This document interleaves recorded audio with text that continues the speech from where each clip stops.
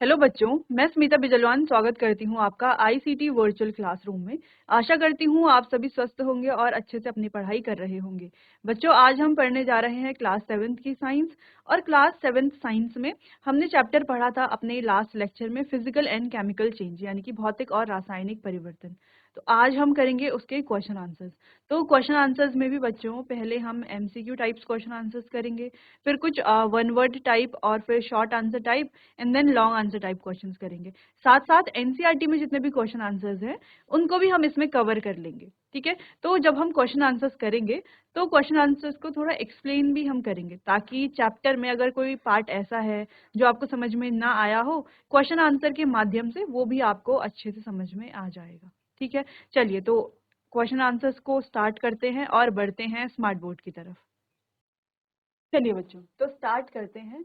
अब देखो, स्टार्ट करने से पहले एक क्विक रिवीजन कर लेते हैं कि फिजिकल और केमिकल चेंज में हमने पढ़ा क्या। तो फिजिकल और केमिकल चेंज में सबसे पहले हमने पढ़ा कि चेंज क्या होता है, यानी कि परिवर्तन किसे कहा जाता है। फिर हमने बात की कि भौतिक परिवर्तन क्या है, जहां पर कोई नया पदार्थ नहीं बनता। ठीक है, सिर्फ शेप साइज इन चीजों में ही परिवर्तन आता है। वहीं हम रासायनिक परिवर्तन की बात करें तो रासायनिक परिवर्तन जहाँ पे नया पदार्थ बनता है, ठीक है, उसे रासायनिक परिवर्तन कहा जाता है। ठीक, इसके अलावा हमने काफी सारे एग्जाम्पल्स के बारे में बात की थी चैप्टर में, और कुछ रिएक्शंस के बारे में बात की थी, यानी कि कुछ रासायनिक अभिक्रियाओं के बारे में बात की थी। जैसे कि मैग्नीशियम रिबन को जब जलाया जाता है, हमने बात की थी कि मैग्नीशियम रिबन को जब जलाया जाता है तो क्या होता है, ये क्या प्रोड्यूस करता है। ठीक है, दूसरा हमने पढ़ा था बच्चों कि बेकिंग सोडा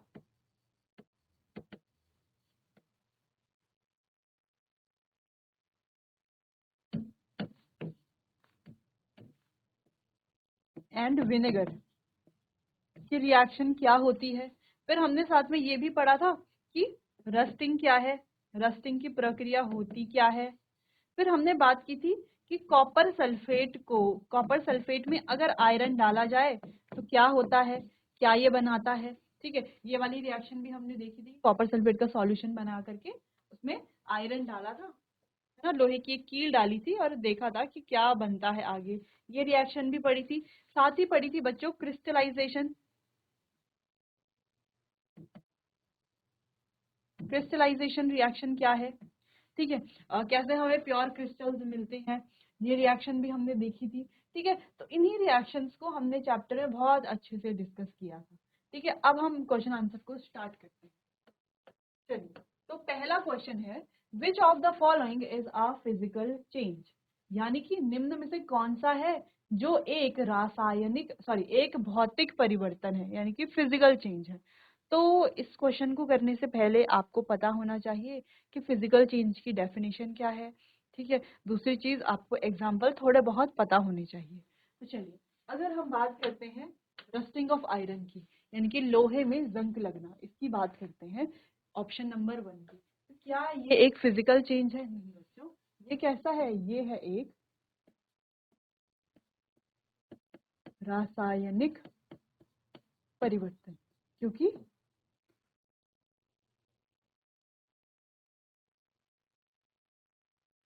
रासायनिक परिवर्तन ये है। अब यहाँ पर हो क्या रहा है, होता क्या है यहाँ पर कि जो आयरन है वो रिएक्ट करता है। मान लो ये है हमारे पास Fe, ये रिएक्ट करता है किसके साथ, वाटर के साथ और ऑक्सीजन के साथ, और क्या बनाता है, रस्ट बनाता है, यानी कि जंक का फॉर्मेशन करता है। ठीक है, तो ये कैसी प्रोसेस हो गई, ये हो गई फिजिकल चेंज। वही नेक्स्ट बात करें कागज का जलना, तो कागज का जलना भी क्या है, एक रासायनिक प्रोसेस है, यानी कि रासायनिक परिवर्तन है। क्योंकि कागज जब जलेगा तो ऑक्सीजन के साथ जलेगा और क्या बनाता है, कागज। अगर हम कागज की बात करें तो कागज जब जलेगा बच्चों तो क्या बनाएगा, जलेगा कैसे, ऑक्सीजन के साथ, और क्या बनाएगा, राख बनाता है। राख क्या है, एक नया पदार्थ है। क्लियर। अगला है मेल्टिंग ऑफ आइस, बर्फ का पिघलना। अब देखो, मेल्टिंग ऑफ आइस में क्या कोई नया पदार्थ बन रहा है। मान लो ये हमारे पास है बर्फ,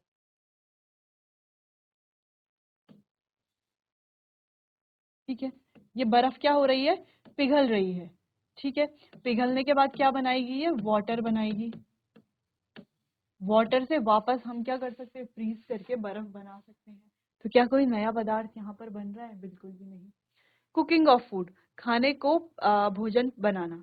तो पहले हम देखते हैं, जैसे जो भी मान लीजिए हम आलू आलू की सब्जी बना रहे हैं, तो आलू कैसा है, पहले कच्चा है, उसको जब हम पका देते हैं उसके बाद वो पक जाता है, यानी कि एक नया पदार्थ बन जाता है। तो क्या उसको हम वापस पहले जैसा कच्चा बना सकते हैं, नहीं बना सकते हैं। ठीक है, तो ये भी क्या है, एक केमिकल चेंज है। क्लियर इतना। चलो, तो रासायनिक परिवर्तन कौन सा हो गया हमारा, सिर्फ मेल्टिंग ऑफ आइस, यानी कि बर्फ का पिघलना। ठीक है, चलिए, क्लियर है। आगे बढ़ते हैं। विच of the following is a chemical change, यानी कि निम्न में से कौन सा एक केमिकल चेंज है, यानी कि रासायनिक परिवर्तन है। तो देखो बच्चों, मोम का पिघलना, तो मोम का पिघलना क्या एक रासायनिक परिवर्तन है, बिल्कुल भी नहीं। ये कैसा चेंज है, ये एक फिजिकल चेंज है, क्योंकि मोम पिघल रही है सिर्फ। ठीक है, नेक्स्ट है पानी का जमना, फ्रीज होना। तो क्या पानी का जमना एक रासायनिक परिवर्तन है, बिल्कुल भी नहीं। तो देखो, पानी जमेगा, उसको हम टेम्परेचर बढ़ा करके वापस उसको पानी में कन्वर्ट कर सकते हैं बिल्कुल। तो ये कैसा चेंज हो गया, एक फिजिकल चेंज ये है। पानी का उबलना भी क्या है, फिजिकल चेंज है। लेकिन मोमबत्ती का जलना, यानी कि बर्निंग ऑफ कैंडल, ये कैसा चेंज है, एक केमिकल चेंज है। क्लियर है इतना। चलिए, अगला क्वेश्चन है, व्हाट इज रस्ट केमिकली। अगर हम रस्ट की बात करें तो रस्ट क्या है, रस्ट है बच्चों आयरन ऑक्साइड। ठीक है, आयरन सल्फाइड इसका आंसर बिल्कुल भी नहीं होगा। ना ही ये कार्बोनेट है, ना ही क्लोराइड है। बहुत अच्छे से चैप्टर में हमने पढ़ा है आयरन ऑक्साइड को। क्लियर। चलिए, तो जो हमने ये क्वेश्चंस किए हैं इन्हें आप नोट कर लीजिए।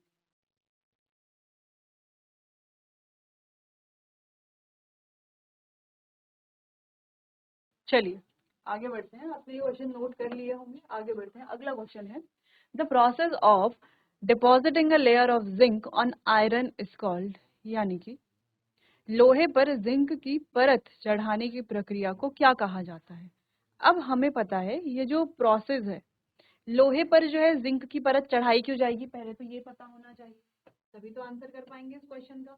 तो मान लीजिए ये हमारे पास एक आयरन रॉड है, यानी कि लोहे की एक रॉड है। अब हम कह रहे हैं इस लोहे की रॉड के ऊपर जिंक की एक परत हमने चढ़ाई, इस प्रोसेस को क्या कहेंगे। ठीक है, ये हमें बताना है। तो पहले हमने ये लोहे की रॉड के ऊपर जिंक की परत जो है वो चढ़ाई क्यों है, क्यों चढ़ाई है, ताकि ये जो है मॉइस्ट एयर से हम इसे बचा सकें। ठीक है, मॉइस्ट एयर से हमें इसे क्यों बचाना है, ताकि क्या हो सके बच्चों, ये रस्टिंग से बच सके, यानी कि जंग लगने से बच सके। ठीक है, इस प्रोसेस को क्या कहा जाता है, ये एक प्रिवेंशन प्रोसेस है ना, प्रोटेक्शन के लिए यूज की जा रही है आयरन मेटल के। और ये प्रोसेस है गैल्वेनाइजेशन, बहुत इंपॉर्टेंट प्रोसेस है ये, जिसको हमने बहुत डिटेल में चैप्टर में पढ़ा था। ठीक है, तो प्रोसेस है गैल्वेनाइजेशन, या हम गैल्वेनीकरण भी इसे कह सकते हैं। जैसे क्रिस्टलाइजेशन पहला ऑप्शन दिया गया है, तो ये जो रिएक्शन है ये क्रिस्टलाइजेशन तो बिल्कुल भी नहीं है ये प्रोसेस। क्यों नहीं है, क्योंकि क्रिस्टलाइजेशन में तो क्रिस्टल बनेंगे, तो यहाँ पे तो कोई क्रिस्टल बन नहीं रहे हैं। अगला है ऑप्शन सी, जो कि है रस्टिंग। अगर हम रस्टिंग की बात करें तो रस्टिंग का मतलब तो जंग लगना होता है, जबकि ये लेयर चढ़ाने का मतलब क्या होता है, जंग लगने से बचाना होता है। क्लियर। अगला है एलॉइंग, यानी कि मिश्र धातु बनाना। तो मिश्र धातु इस तरीके से नहीं बनाई जाती, ये तो दो मेटल्स को मिला करके, या एक मेटल या एक नॉन मेटल को मिला करके बनाई जाती है। तो बाकी ऑप्शंस में से कोई ऑप्शन आंसर नहीं होगा, इसका आंसर होगा गैल्वेनाइजेशन। क्लियर है। चलो, अगला क्वेश्चन है, which of the following is use to prevent rusting. तो रस्टिंग को प्रिवेंट करने के लिए कौन से मेथड को हम यूज करते हैं, और यहाँ नीचे ऑप्शंस में कई सारे मेथड्स दिए हुए हैं। तो देखो बच्चों, चैप्टर में इस टॉपिक को बहुत डिटेल से हमने पढ़ा था। ठीक है, क्योंकि ये काफी इंपॉर्टेंट टॉपिक भी है, एग्जाम में इससे रिलेटेड आपसे क्वेश्चन पूछे जा सकते हैं। तो अगर हम कहें कि पहले अलग अलग मेथड्स हमें पता होना चाहिए, तभी तो हम सही मेथड को टिक कर पाएंगे, है ना, तभी तो हम बता पाएंगे कौन सा मेथड है या नहीं है। तो आयरन की हमारे पास कोई भी रॉड है, तो उसे रस्टिंग से कैसे बचाया जाएगा, तो सिर्फ आयरन की रॉड की बात नहीं करते, जैसे हमारे घरों में भी हम देखते हैं जो हमारे गेट हैं वो आयरन से बने हुए होते हैं। जब हम पब्लिक पार्क में जाते हैं तो पार्क में भी हम क्या देखते हैं, जो बेंचेस होते हैं, वहाँ के जो बड़े गेट होते हैं वो भी आयरन से बने हुए होते हैं। ठीक है, बने हुए होते हैं। घरों में भी हम देखते हैं दरवाजे जो हैं उनमें भी काफी सारे पोर्शन जो है वो आयरन से बना हुआ होता है। तो हम इसे कैसे बचाते हैं? तो पहला तो हम इसे ऑयलिंग करके बचाते हैं, यानी कि ऑयल की एक लेयर लगा लेते हैं।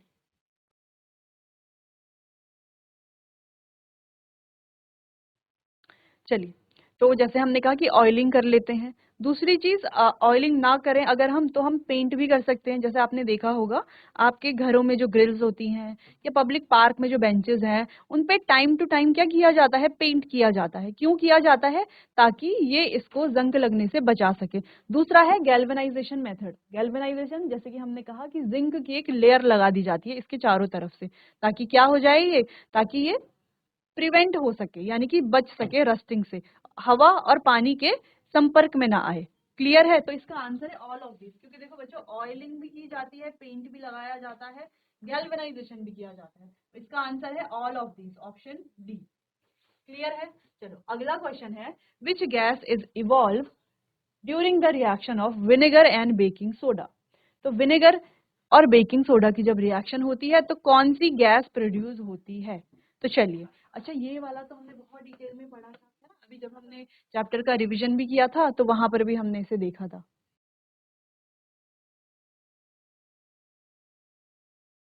चलिए बच्चों, आज के लिए बस इतना ही। मिलते हैं अपने आने वाले अगले सेशन में। तब तक के लिए आपका बहुत बहुत धन्यवाद।